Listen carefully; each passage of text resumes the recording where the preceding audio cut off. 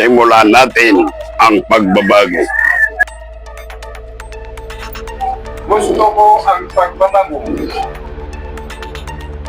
Assalamualaikum warahmatullahi ta'ala wa barakatuh. Ako po ay isang registrator sa District 5. Matagal na po kami nakatira dito sa District 5. Mag-running 20 years po kami dito. Mga anak ko po ay lahat butante. Pero po, sa 12 years po na nakaupo ang kabila, kahit minsan po, kahit isang beses wala kami natanggap na tupad man o kung ano man ang ayuda na nanggagaling sa kanila po. Yan po ang masasabi ko.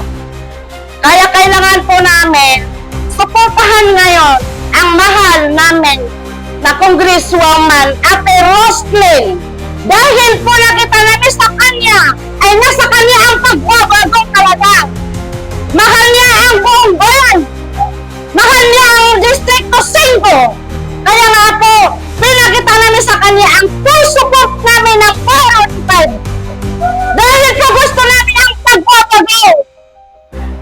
Sa mga huling generation po, diyan kami nag-isip kung paano naman sila pag ito pa rin ang nakaupo. Pag hindi po napalitan. Kaya kung sa lahat po kami tumulong sa mahal ng Congressman Ate Roslyn, kahit kailan nilinapi po tumagat ng bayan na nanggagaling sa kanya. Dahil talagang sinuportahan namin siya ng todo.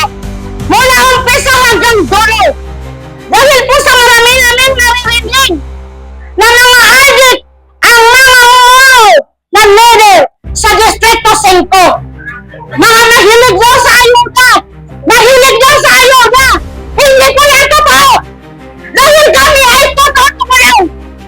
Nag-iisa po ang puso namin lahat ng Distrito 5 na tumulong sa mahal namin, Congresswoman Ate Roslyn. Kaya nga po, huwag niyo pumusiraan ang mahal namin Congressman kahit naman anong paninira. Ang sasabihin ninyo ay hindi po paniniwalaan ng bayan.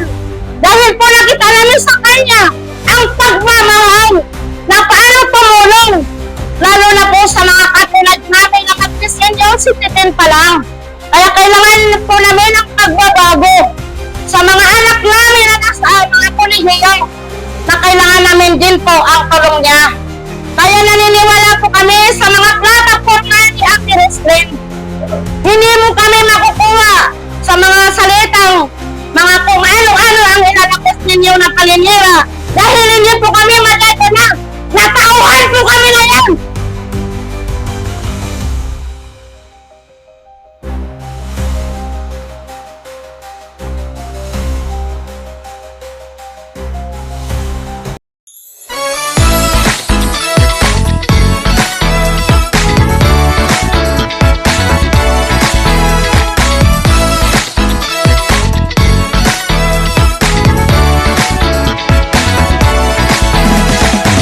Distrito 5 may tanging naglilingkod na hindi humihinto at hindi napapagod. Sana'y tumulong at di puro pangako. Siguradong may puso at hindi tuso.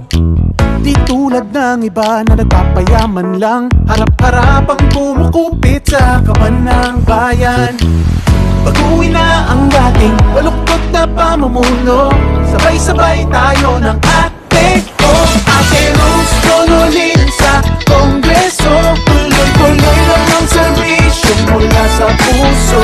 Ate Rose Tonolin sa Kongreso. Mula noon hanggang ngayon, serbisyo, hindi negosyo. Nagseserbisyo di lang sa mga kakampi, nagsisilbi sa bawat tao at hindi namimili.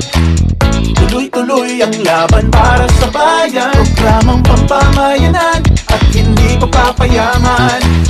Baguhin na ang dating baluktot na pamumuno. Sabay-sabay tayo ng